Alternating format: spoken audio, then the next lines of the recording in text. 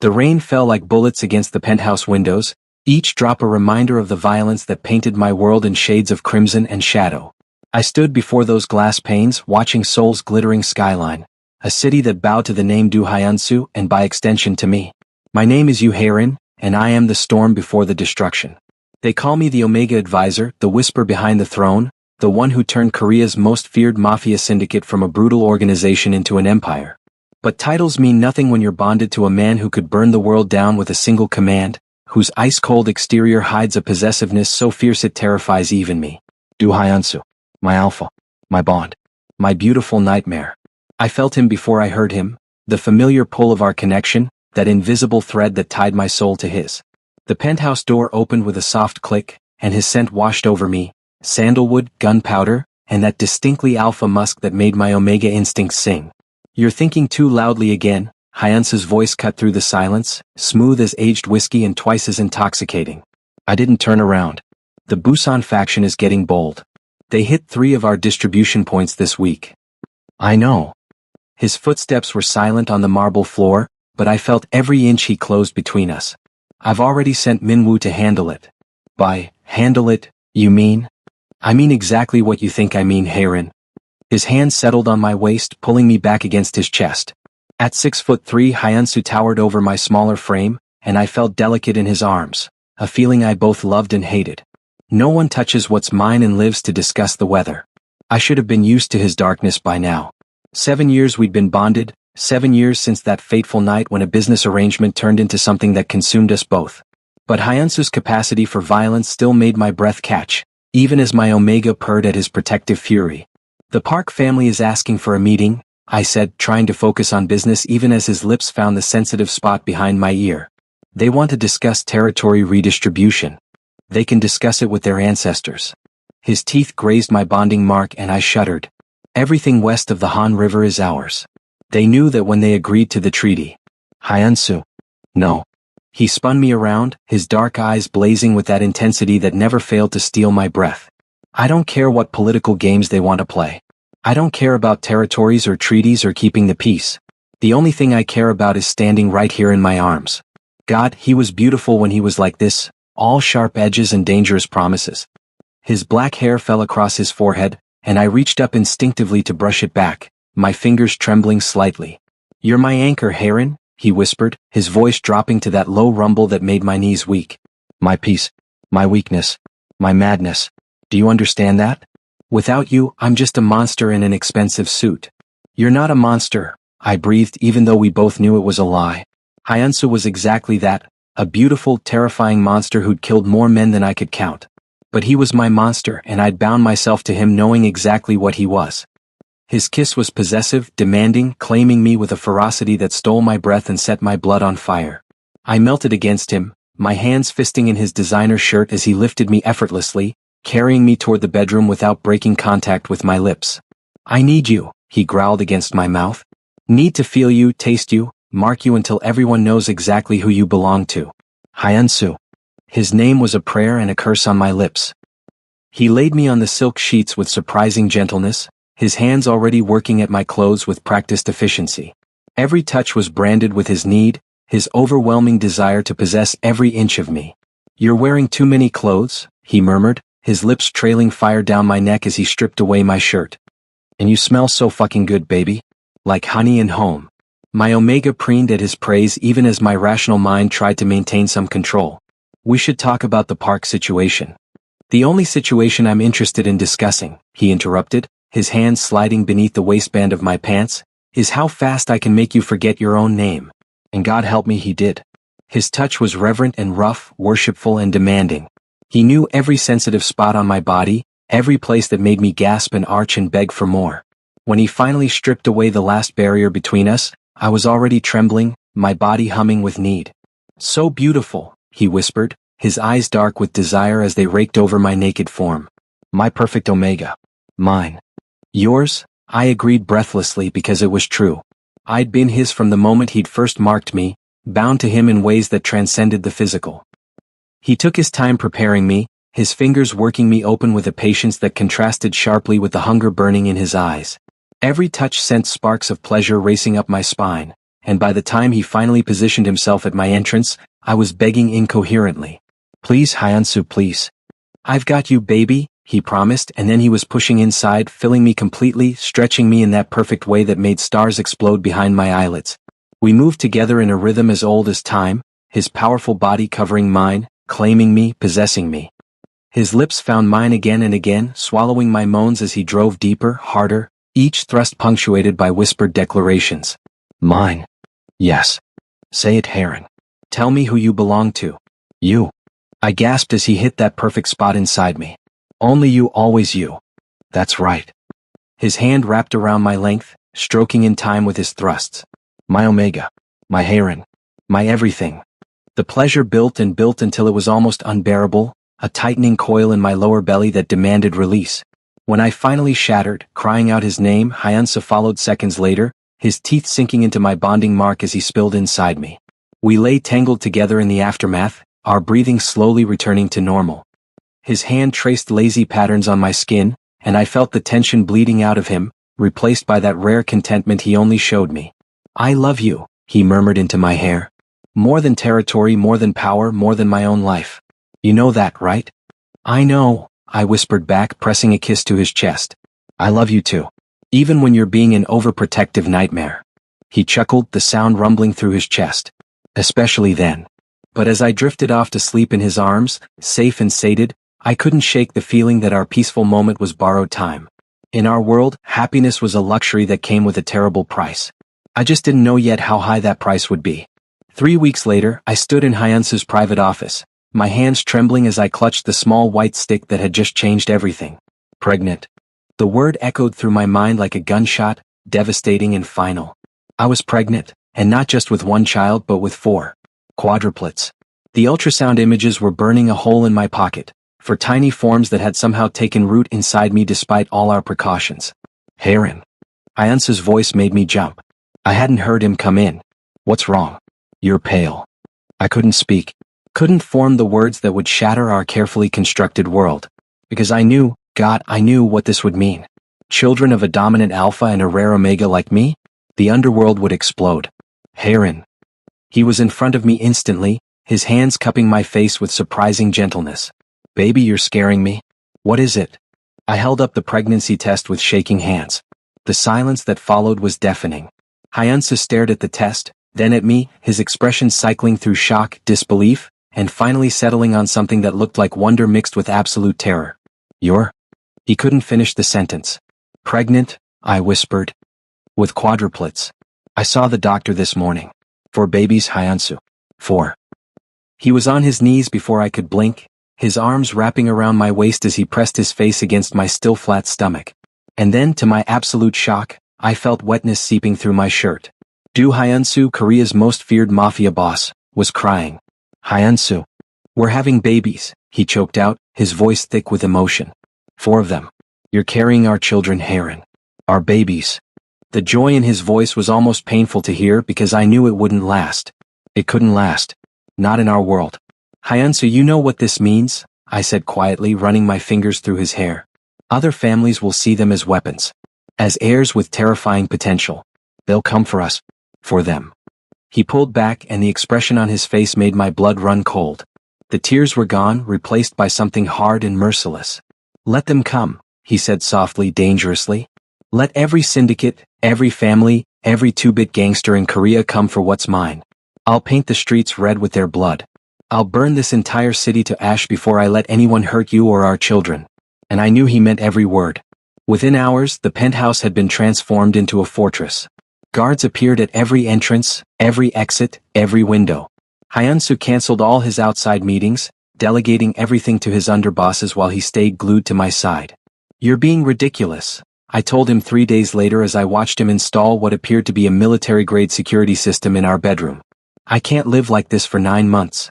"Yes, you can," he replied without looking up from his work. "And you will." "Hyansu." "No, Heron." He turned to face me, his expression brooking no argument. "I won't lose you. I won't lose them. If that means turning this penthouse into a prison, then that's what I'll do." "A golden cage is still a cage," I whispered. Something flickered in his eyes, hurt, maybe, or guilt, but it was gone in an instant. Better a living bird in a cage than a dead one in the sky. The weeks passed in a blur of doctor's appointments, security upgrades, and increasingly paranoid protective measures. Hyunsu was true to his word. Entire districts were locked down under his control, anyone who even looked at me wrong disappeared, and the whispers about my pregnancy spread through the underworld like wildfire. And then came the business trip. I can't go, Hyunsu said flatly, staring at the invitation from the Yakuza family in Tokyo. Tell them I'm unavailable. You've been unavailable for 6 weeks, I pointed out gently. I was 4 months along now, my stomach just starting to show the curve of my pregnancy. The alliance with the Yamamoto family is crucial. If you don't go, they'll see it as an insult. I don't care. Hyunsu. I took his hand, pressing it against my belly where our babies were growing. I'll be fine. You have 50 guards watching this penthouse. Nothing will happen. His jaw clenched. Heron. 2 days, I interrupted. That's all they're asking for. 2 days in Tokyo and then you'll be back. I promise I'll be careful. It took 3 more hours of arguing, but he finally, reluctantly agreed. The night before he left, he held me so tightly I could barely breathe, his face buried in my neck. If anything happens, he whispered, if you feel even slightly unsafe, you call me immediately. I'll be on a plane back before you finish dialing. Nothing will happen, I promised, even as a cold dread settled in my stomach. Now go. The Yamamotos are waiting. I should have trusted my instincts. I should have begged him to stay. The attack came at midnight. I was in bed, one hand resting on my growing belly, the other holding a book I wasn't really reading. Hyunsu had texted me an hour ago. He'd arrived safely in Tokyo and was heading into the meeting. Everything was fine. Everything was fine. Until it wasn't. The first sign was the lights going out. One moment the penthouse was bathed in warm illumination. The next we were plunged into darkness so complete I couldn't see my hand in front of my face. My phone was on the nightstand. I reached for it, my heart already pounding when I heard it, the sound of gunfire, distant but unmistakable. Oh God, no. I scrambled out of bed, my hands shaking as I tried to dial Hyunsu's number. The call wouldn't connect. They'd cut the lines. They'd cut everything. Stay calm, I whispered to myself, pressing both hands against my stomach. Stay calm for the babies. Hyunsu has guards. 50 guards. They'll handle this. But the gunfire was getting closer. I moved toward the bedroom door, thinking maybe I could lock myself in the panic room Hyunsu had installed. My hand was on the doorknob when it burst open, and I found myself face to face with 3 men I didn't recognize. One of them smiled, and it was the most terrifying thing I'd ever seen. Well, he drawled in Korean. The pregnant Omega. The Park family sends their regards. The Park family. The ones who'd wanted to negotiate territory. The ones Hyunsu had refused. Please, I whispered, backing away, my hands instinctively cradling my belly. Please, I'm pregnant. Don't. We know, another one interrupted. That's exactly why we're here. Can't have the Du family spawning a new generation of monsters, now can we? I didn't see the gun until it was too late. The first bullet caught me in the shoulder, spinning me around. The second hit my side. I was falling, my hands clutching my stomach, my babies trying to protect them even as I hit the floor. Blood. There was so much blood. I could hear them talking, their voices distant and distorted, as if I was underwater. Make sure he's dead. The boss said take out the Omega and then, suddenly, there was more gunfire. Different. Closer. And the men were screaming. Through my fading vision, I saw a familiar silhouette in the doorway, backlit by muzzle flashes. Tall. Commanding. Absolutely terrifying. Hyunsu. He'd come back. The last thing I heard before darkness claimed me was his voice, raw with anguish and rage. Heron. I woke up to steady beeping and the smell of antiseptic. Hospital. I was in a hospital. My hands flew immediately to my stomach, and I gasped in relief when I felt the gentle swell still there. Still there. The babies. My babies. They're alive. Hyunsu's voice was rough, broken, barely recognizable. I turned my head, too fast, pain lancing through my shoulder, and saw him sitting beside my bed. He looked like he'd aged 10 years in however long I'd been unconscious. His eyes were red-rimmed, his usually perfect hair disheveled, his expensive suit stained with what looked like blood. My blood? Or someone else's? How long? I croaked, my throat dry. A week. His hand found mine, his grip almost painful in its intensity. You've been unconscious for a week, Heron. The doctor said they said we almost lost you. Almost lost all of you. But the babies are fine. Miracle of miracles, they're fine. 4 strong heartbeats. The doctor confirmed it this morning. A tear slid down his cheek. But you, Heron. God, you were bleeding so much. I thought I'd lost you. I thought I'd failed you. I squeezed his hand weakly. You came back. You saved us. I was almost too late. His voice cracked. I knew something was wrong. I felt it, felt our bond screaming at me that you needed me, and I left the meeting. Just walked out and got on the plane. But I was still 10 minutes too late. 10 fucking minutes and you were already on the floor, bleeding, and those bastards were. He couldn't finish. Didn't need to. They're dead, he said instead, his voice dropping to something cold and final. All of them. Every single member of the Park family. Every associate, every distant cousin, every person who even knew about the attack. I spent the last week hunting them down. There's nothing left of them but ashes and screams. I should have been horrified. Should have recoiled from the violence in his voice. But all I felt was tired. So tired. I can't do this anymore, Hyunsu, I whispered, fresh tears streaming down my face. I can't bring our children into this world. This terrifying, violent world where people will hunt them, hurt them, use them as weapons. I can't. His face went pale. Heron, no. I'm leaving. The words hurt to say, like swallowing glass. After the babies are born, I'm taking them somewhere safe. Somewhere far away from all of this blood and death. No. He was on his feet instantly, his hands framing my face with desperate gentleness. No, baby, please. I'll fix this. I'll make it safe. Oh. You can't fix this. I was crying now, great heaving sobs that hurt my injured shoulder. You can't make the Mafia world safe, Hyunsu. It's impossible. And I won't watch our children grow up surrounded by violence. I won't wait for the day someone puts bullets in them like they put bullets in me. Heron, please? His voice broke completely, and then he was on his knees beside my hospital bed, this powerful, terrifying man brought low by the thought of losing me. Please don't leave me. I'll do anything. Anything. Just don't take them away from me. Don't take you away from me. I have to, I whispered through my tears. For them. For our babies. We argued for hours, his pleas growing more desperate, my resolve weakening with every tear that fell from his eyes. But ultimately we both knew I was right. This world, our world, was no place for children. Finally, exhausted and heartbroken, we reached a compromise. Stay until they're born, Hyunsu begged, still on his knees, still clutching my hands like a lifeline. Let me have that much. Let me see them, hold them at least once. And then if you still want to leave, I won't stop you. I'll let you go. I'll set you free. The words clearly cost him everything to say. But promise me, he continued, his voice barely a whisper. Promise me you'll keep them safe. That you'll tell them about me. That someday if they want to, you'll let them know their father loved them more than his own life. I promise, I managed through my tears. I promise, Hyunsu. That night, after the doctors had left and the guards had been posted and I'd finally stopped crying, Hyunsu climbed carefully into the hospital bed beside me. He wrapped himself around me like he could physically shield me from the world, his hand resting protectively over our babies. I love you, he breathed against my hair. I will love you until my last breath and beyond. You and our children are everything to me. Everything. I love you too, I whispered back. That's why I have to leave. Because love isn't enough to keep them safe. But even as I said it, I felt something inside me breaking. The bond between us, once so strong and sure, was fracturing under the weight of impossible choices. Outside our hospital room, Seoul slept, unaware that its most feared Mafia boss was currently weeping into his Omega's shoulder, his empire crumbling around him as he held onto the only thing that truly mattered. And in the shadows, in the underground, the word spread. Du Hyunsu had been brought to his knees. The war was only beginning. 5 months later, I gave birth to 4 perfect babies, 2 identical boys and 2 identical girls.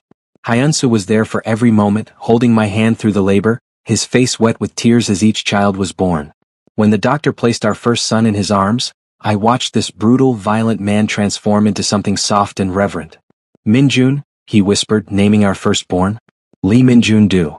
The second boy became Haejun, and our daughters were Suah and Jiwoo.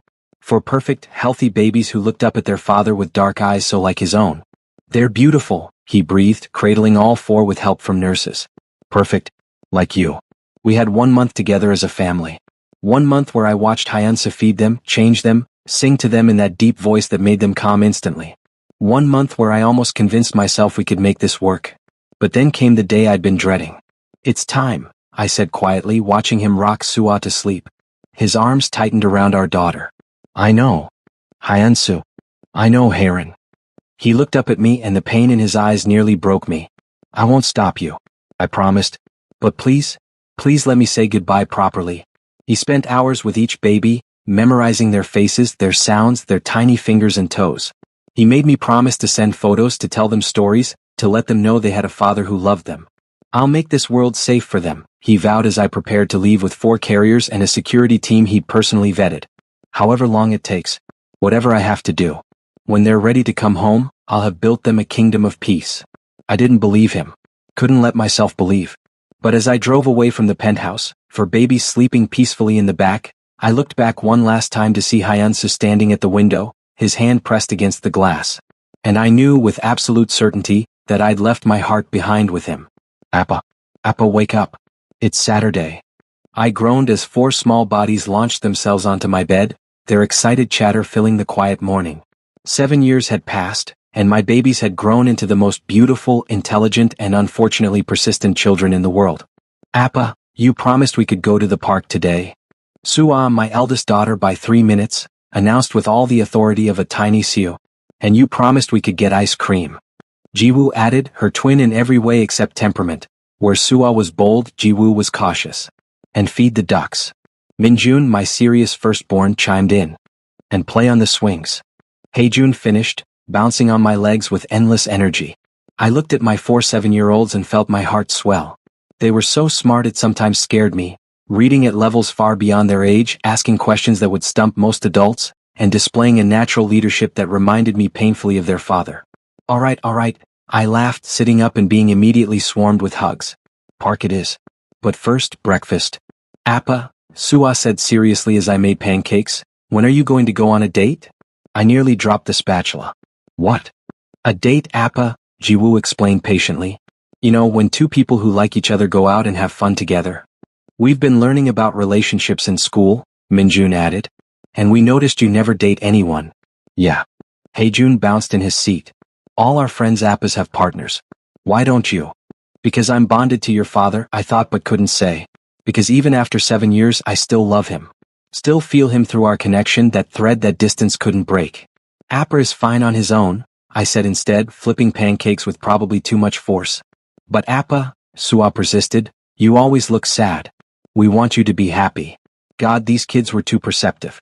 Tell you what, I said, serving their breakfast, if it makes you feel better, you can help me find someone. Deal? 4 pairs of eyes lit up with mischief that should have warned me I'd made a terrible mistake. Later that afternoon at the park, I watched my quadruplets play with the other children, their laughter filling the air. They were so normal here, so carefree. This was why I'd left, so they could have childhoods filled with parks and ice cream, not bullets and blood. Appa.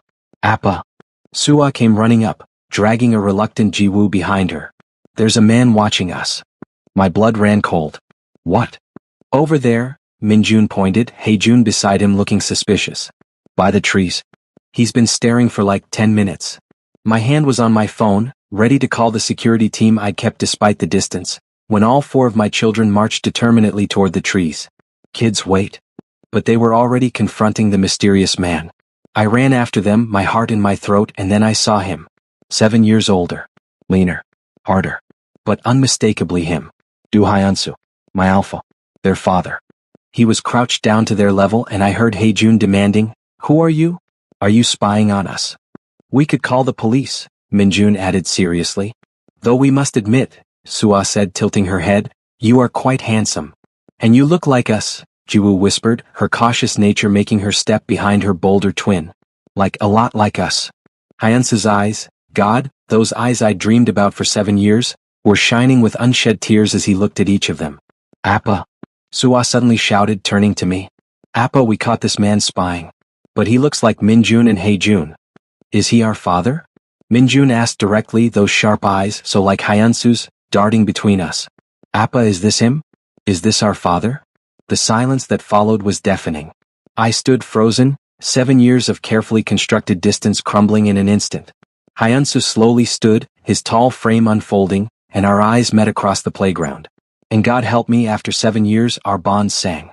Yes, I heard myself say, my voice breaking. Yes, he's your father. 4 pairs of eyes went wide. Then, simultaneously they turned back to Hyunsu. Really? Sua breathed. You're really our father? The one Appa tells us about. Hyunsu's voice, when he finally spoke, was thick with emotion. Yes, I'm your father. And I've been looking for you for so long. The park bench had never felt smaller.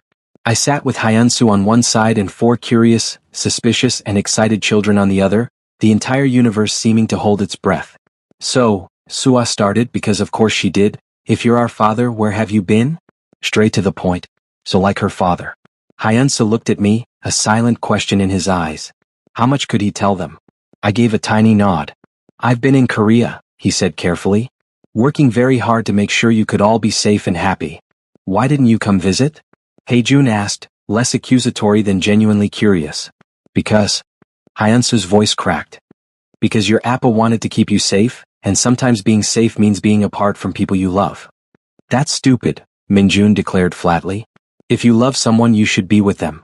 The innocent wisdom of children. You're right, Hyunsu admitted, a small smile crossing his face despite the tears in his eyes. It is stupid. But sometimes grown-ups make stupid decisions when they're scared. What were you scared of? Jiwoo asked softly, her hand finding mine instinctively. Of something bad happening to you, Hyunsu answered honestly. To all of you. To your Appa.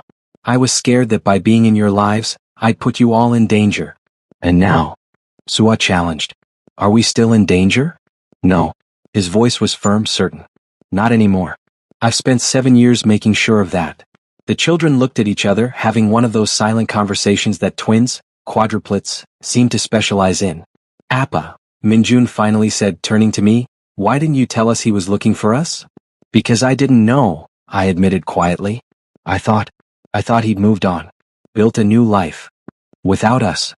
Haejun looked stricken. Why would he do that? I would never, Hyunsu said fiercely, dropping to his knees in front of them. I could never move on from you. From any of you. Every single day for 7 years I've searched for you. I've thought about you. I've loved you. But how can you love us if you don't know us?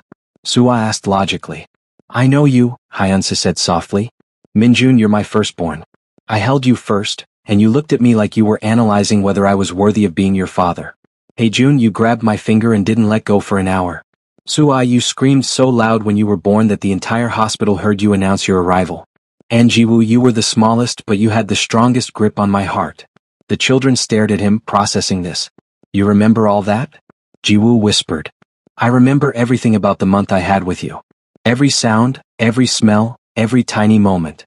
It's all I've had for 7 years. And then to my shock, Sua stepped forward and hugged him. Don't cry, she said matter-of-factly as Hyunsu's arms wrapped around her. We're here now. You found us. The other 3 joined in and I watched my alpha, this dangerous, deadly man, break apart completely as he held our children for the first time in 7 years. I found you, he sobbed. I finally found you. My own tears were falling freely now.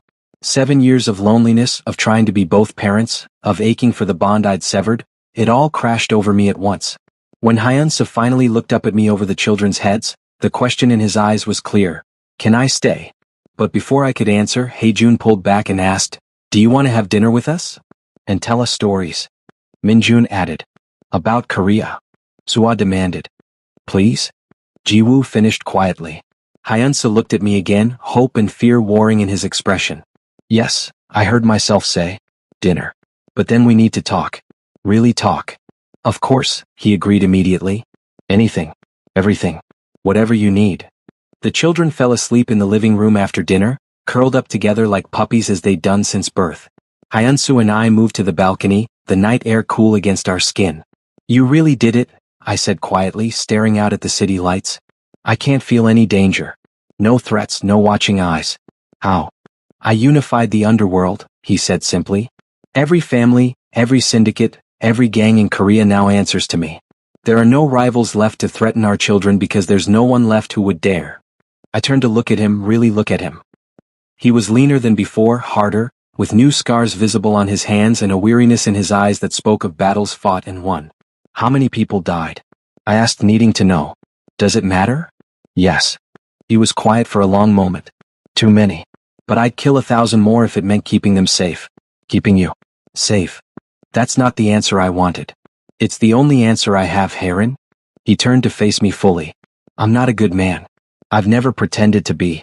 But I'm a man who loves you and our children more than his own soul. And for 7 years I've done terrible things in the name of that love. Tell me, I demanded. Tell me everything. So he did. He told me about the war that had erupted after I left, every family that had seen my departure as weakness, as opportunity. He told me about the battles fought in shadows, the alliances forged and broken, the steady, methodical dismantling of every threat. He told me about buying out businesses, legitimizing operations, creating an empire that looked clean on the surface but was still soaked in blood underneath. He told me about the nights he'd spent staring at the one photo I'd sent, the 4 babies sleeping peacefully, and using it as fuel to keep going. I couldn't be the father they deserved, he said, his voice raw. Not while there were still people who would hurt them. So I became the monster who scared away all the other monsters. And now? I asked. Are you still that monster? Always, he answered honestly. But I'm a monster who wants to be a father. A monster who wants his family back. If you'll have me. I looked through the glass door at our sleeping children, their faces peaceful and innocent. They love you already, I said softly. After one dinner they're completely charmed. Sua told me you're very acceptable as fathers go. That's high praise from her. A small smile crossed his face. They're incredible, Heron. So smart, so brave. So much like you. They're like you too, I admitted. Minjun has your strategic mind. Heijun has your determination. Sua has your confidence. And Jiwoo, she has your heart hidden under caution. I want to know them, he said desperately. Really know them. Watch them grow up, teach them things, be there when they need me. I want to be their father, Heron. Not just in name but in truth. And us? I asked quietly. Our bond? You felt it today too, didn't you? It's still there even after 7 years. Stronger than ever, he confirmed. You're still my omega. Still my everything. I never stopped loving you, never stopped wanting you, never stopped hoping you'd come back to me. I can't go back to that life, I said firmly. To the violence, the fear, the constant looking over our shoulders. I'm not asking you to. He took a step closer. I'm asking you to come forward into a new life. One where I'm legitimate businessman Du Hyunsu, father of 4, bonded to the love of his life. Where the worst threat our children face is getting cavities from too much candy. Can you really do that? I asked skeptically. Just walk away from the underworld? I'm not walking away, I'm ruling from a throne so absolute that no one would dare challenge it. I've made myself untouchable, Heron. Which means my family is untouchable too. I wanted to believe him. God, I wanted to believe him so badly. I need time, I said finally. The kids need time. We can't just uproot our entire lives because you showed up at a park. I'll give you all the time you need, he promised. But let me be part of it. Let me take them to school, come to their recitals, teach Minjun chess and let Heijun beat me at video games. Let me braid Sua's hair and read Jiwoo bedtime stories. Let me be their father. And me? I whispered. What about us? He reached out slowly, giving me time to pull away, and cupped my face with a gentleness that contrasted sharply with the violence I knew those hands were capable of. Let me court you, he said softly. Like I should have 7 years ago instead of just claiming you. Let me take you on dates, bring you flowers, prove to you that I can be the partner you deserve. That we can have a life together that isn't built on blood and fear. You're really asking permission? I asked, a tiny smile tugging at my lips. The great Du Hyunsu, asking instead of taking? I'm asking, he confirmed. Because I've learned that the things worth having are the things worth waiting for. And you Heron, are worth waiting for. I should have said no. Should have sent him away, protected my heart, kept the safe distance I'd maintained for 7 years. But looking into his eyes, feeling our bond sing between us, and thinking of the joy on our children's faces. 1 month, I said. You have 1 month to prove you've changed. To show me this new life is real. And if, at the end of that month, I'm convinced. Yes, he breathed hopefully. Then we'll talk about making this permanent. The smile that broke across his face was like watching the sun rise after a 7-year night. 1 month, he agreed. I'll make it count. Appa. Papa is stealing my pancake. Am not. R2. Sua started it. Did not. I stood in the kitchen of our new home, larger than the apartment, but nowhere near as ostentatious as Hyunsu's old penthouse, and smiled as I watched my alpha referee a pancake dispute between our 4 8-year-olds. Everyone gets 3 pancakes, Hyunsu said firmly, distributing them with the same strategic precision he'd once used to run a criminal empire. No stealing, no trading, no negotiations. But Papa, Minjun argued, what if I don't want 3? Can I give 1 to Jiwoo? Jiwoo gets her 3 and you eat all of yours, I interjected, bringing over juice. You're both growing kids. Growing into what? Heijun asked. Giants. Smart Alex, Hyunsu muttered, but his eyes were filled with love as he ruffled his son's hair. The past year had been a revelation. True to his word, Hyunsu had courted me like a teenager with his first crush. Flowers every week, dates at restaurants where no one tried to kill us, quiet evenings where we just talked about our dreams for the future. He'd been at every school event, every doctor's appointment, every bedtime routine. He'd learned to braid hair. Suaz was always slightly crooked, but she loved it. Master video games, Heijun was still better. Play chess, Minjun was a prodigy, and read with different voices for every character, Jiwoo's favorite. And slowly, carefully we'd rebuilt what we'd lost. Our bond had strengthened, our love had deepened, and our family had become whole. What are you thinking about? Hyunsu asked, sliding his arms around my waist from behind as the kids finished breakfast and ran off to get ready for school. About how lucky I am, I admitted, leaning back against his chest. About how you kept your promise. Every promise, he murmured, pressing a kiss to my neck. Including the one I'm about to make. Oh. He turned me in his arms and I saw the tiny box in his hand. You Haerin, he said softly, we're already bonded, already have 4 incredible children, already share a life. But I want to make it official in every way possible. I want the world to know that you're mine and I'm yours. Will you marry me? Tears sprang to my eyes. You're such a sap. Is that a yes? Yes, you ridiculous alpha. Yes. He slipped the ring on my finger, simple, elegant, perfect, and kissed me with a tenderness that still made my knees weak. Appa and Papa are kissing. Sua's voice rang out from the hallway. Gross? Heijun added. Actually, Minjun said thoughtfully, it's statistically proven that children of parents who display affection are more emotionally secure. You've been reading psychology books again, haven't you? I called out. Maybe. Hyunsu laughed, the sound rich and genuine. I love our life, he said quietly. I love you. I love them. I love waking up to pancake arguments and going to sleep reading bedtime stories. This is everything I never knew I wanted. No regrets about leaving the underworld? I asked. I didn't leave it, I just changed my role in it. Now I'm the name that makes people think twice before starting wars. The legend that keeps the peace because no one wants to face my wrath. He smiled. But here in this house I'm just Papa. And that's better than being king of the underworld. Papa. We're going to be late. Jiwoo called anxiously. Coming, sweetheart. As we herded 4 energetic 8-year-olds out the door, Hyunsu caught my hand and squeezed it gently. Our bond thrummed between us, steady and strong, a reminder that some loves were worth fighting for, worth waiting for, worth everything. Ready for another day of this chaos? He asked with a grin. With you. I smiled back. Always. Behind us, our 4 children argued about who got to sit in which seat of the car, their voices rising in typical sibling discord. But they were safe, loved, and whole. And so were we. The end of one story and the beginning of everything else. The house was finally quiet. After 3 bedtime stories, 2 glasses of water, 1 Papa, I heard a noise, and a lengthy negotiation about why staying up past bedtime was non-negotiable. All 4 children were finally, blessedly asleep. I leaned against the doorframe of Jiwoo's room, the last holdout, and watched Hyunsu gently pull her blanket up to her chin. She'd insisted her Papa tuck her in tonight, and watching this man who'd once ruled Korea's underworld with an iron fist now carefully arranging stuffed animals around our daughter made my chest tight with emotion. She's out, he whispered, standing and carefully stepping over the minefield of toys scattered across the floor. We tiptoed out together, closing the door with practiced silence.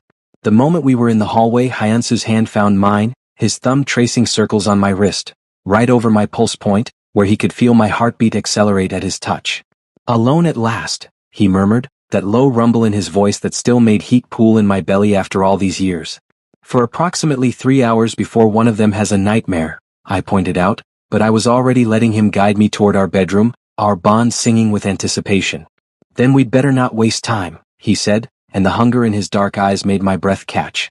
The moment our bedroom door closed behind us, the careful distance we'd maintained all evening, the appropriate touches, the family-friendly affection, shattered completely. Hyunsu's mouth found mine with a desperation that still surprised me, even after a year of having him back in my life. I've been going crazy all day, he breathed against my lips, his hands already working at the buttons of my shirt. Watching you cook breakfast, playing with the kids, being so perfect and domestic. Do you know what you do to me, Haerin? How hard it is to keep my hands to myself when all I want is this. His palm slid beneath my open shirt, finding bare skin, and I gasped at the contact. Even after everything, his touch still felt like coming home and catching fire all at once. The kids, I started to say, but he cut me off with another searing kiss. Are asleep, he finished for me, walking me backward toward our bed. And you're mine for the next few hours. My Omega. My Heron. Mine. The possessiveness in his voice sent shivers down my spine. Some things hadn't changed. Hyunsu was still fiercely territorial, still needed to claim and mark and possess. But now it came wrapped in love and safety instead of fear. Yours? I agreed breathlessly as my legs hit the bed. Always yours. He stripped my shirt away with efficient movements, his eyes darkening as they raked over my exposed skin. 1 year of relative peace had been kind to both of us. I'd regained weight I'd lost from stress, and he'd softened slightly around the edges, domesticity agreeing with him in ways violence never had. So beautiful, he murmured, his hands skimming up my sides, thumbs brushing over my nipples and making me arch into his touch. My beautiful Omega. Do you know how lucky I am? How grateful I am that you gave me another chance. Hyunsu, I whispered, reaching for his shirt, needing to feel his skin against mine. Less talking, more touching. He laughed, that rare, genuine sound that I'd fallen in love with. Impatient tonight? It's been 3 days, I pointed out, finally getting his shirt off and running my hands over the hard planes of his chest, tracing old scars with reverent fingers. 3 days of family dinners and homework help and bedtime routines with no time for us. 3 days too long, he agreed, his hands moving to my pants, working them open with practiced ease. We'd learned each other's bodies over the years, first in that frantic, desperate way of new lovers, then in the careful, thorough way of bonded mates, and now with the comfortable intimacy of partners who'd weathered storms and come out stronger. He laid me back on the bed with surprising gentleness, his large frame covering mine as he kissed me deeply, thoroughly, like he had all the time in the world despite the time limit we both knew we were working against. I love you, he breathed against my throat, his lips finding my bonding mark and making me shudder with pleasure. I love our life. I love that I get to come home to you every night, wake up beside you every morning.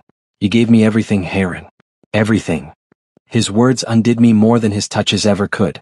I pulled him closer, my legs wrapping around his waist, feeling the hard length of him pressing against me through too many layers of fabric. Then show me, I challenged, my hands sliding down to his belt. Show me how much you love this life. How much you love me. Something shifted in his eyes, that predatory gleam that still made my Omega instincts sing with need. He caught my wrists, pinning them gently above my head with one large hand. With pleasure, he growled. He took his time removing the rest of our clothes, his lips following the path of each revealed inch of skin. By the time we were both finally naked, I was trembling with need, small sounds escaping my throat despite my best efforts to stay quiet. That's it, baby, he encouraged, his hands sliding between my thighs, finding me already slick and ready. Let me hear you. Let me know how much you need this.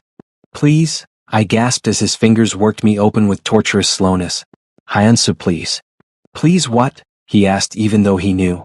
He always knew. Tell me what you need. You, I managed, my hips rocking against his hand. Need you inside me. Need to feel complete. My sweet Omega, he murmured, withdrawing his fingers and positioning himself at my entrance. So perfect when you beg for me. He pushed inside slowly, giving me time to adjust to his size, still substantial even after a year of this, stretching me in that perfect way that made stars explode behind my eyelids. Okay? He asked, his voice strained with the effort of holding still, always so careful with me despite the animal need I could feel thrumming through our bond. More than okay, I breathed, my hands finding his shoulders, nails digging in slightly. Move, Hyunsu. Please move. He did, pulling out almost completely before sliding back in, setting a rhythm that was somehow both gentle and desperate. Each thrust hit that perfect spot inside me, sending waves of pleasure radiating through my body. We moved together in the darkness of our bedroom, the only sounds our labored breathing and the quiet gasps I couldn't quite suppress. His hands were everywhere, stroking, caressing, claiming, while his mouth found mine again and again, swallowing my moans. I'll never get tired of this, he panted against my lips, his pace increasing. Never get tired of being inside you, feeling you around me, knowing you're mine. My Omega. My Heron. My everything. Yes, I gasped, feeling the pleasure building, that familiar tightening in my core. Yours. All yours. Only yours. His hands slipped between our bodies, wrapping around my length and stroking in time with his thrusts. The dual sensation was overwhelming, pushing me rapidly toward the edge. Come for me, baby, he commanded, his voice dropping to that alpha rumble that my Omega couldn't resist. Want to feel you fall apart. Want to know I'm the only one who can make you feel this good. Hyunsu, his name was a prayer on my lips as I shattered, pleasure crashing over me in waves so intense I saw white. I bit down on my lip to keep from crying out, mindful of the children sleeping down the hall, and felt him follow seconds later, his teeth finding my bonding mark as he spilled inside me. We stayed locked together for long moments afterward, both of us trembling, our hearts racing in tandem. His weight was heavy on top of me, but I loved it. Loved feeling surrounded by him, protected, claimed, cherished. I love you, he whispered finally, pressing soft kisses to my face, my neck, my shoulders. So much, Heron. So incredibly much. I love you too, I managed, my voice hoarse. Even when you're being an overprotective alpha who can't go 3 days without this. He laughed quietly against my skin. 3 days is torture when you're living in the same house, looking perfect and domestic and making our children pancakes. So this is my fault for making breakfast? I teased, running my fingers through his sweat-dampened hair. Absolutely. He lifted his head to look at me, and the love in his eyes stole my breath. Everything good in my life is your fault. The children, this home, the peace I feel when I wake up beside you, all of it. You gave me a reason to change, Heron. You gave me a reason to become better than the monster I was. You were never a monster to me, I said softly. Dangerous, yes. Violent, absolutely. But never a monster. Monsters don't cry when their children are born. Monsters don't spend an hour braiding their daughter's hair until it's perfect. Monsters don't love the way you love. I only know how to love like this because of you, he said seriously. You taught me that strength isn't just about violence and control. That real power comes from protecting what you love without destroying it in the process. I pulled him down for another kiss, this one slower, sweeter, filled with all the promises we'd made and kept. We cleaned up quietly, both hyper-aware of the potential for small feet to come padding down the hallway at any moment. As we settled back into bed, Hyunsu pulled me against his chest, his arms wrapping around me like I was something precious. Thank you, he murmured into my hair. For what? For giving me another chance. For trusting me with our children. For building this life with me. His arms tightened. For not giving up on us even when it would have been easier. There's nothing easy about loving you, do Hyunsu, I said honestly. But there's nothing I'd rather do. You're my alpha, my bond, my home. And you're mine, he said quietly. My omega, my anchor, my everything. We lay in comfortable silence, our breathing synchronizing, our bond humming contentedly between us. Outside, Seoul slept, the city we'd both been born into, now a place of peace instead of war. Down the hall, for children dreamed peacefully, safe and loved and whole. And here in this room, two souls who'd been through hell and back held each other close, grateful for every moment they'd been given. Hyunsu, I whispered after a while. Oh, I'm happy. Really, truly happy. I felt him smile against my hair. So am I, baby. So am I. And as I drifted off to sleep in his arms, I thought about how far we'd come, from that first desperate claiming through violence and separation, to this peaceful domesticity that neither of us had ever expected to have. We'd survived the darkness and found our way to the light. Together. Always together.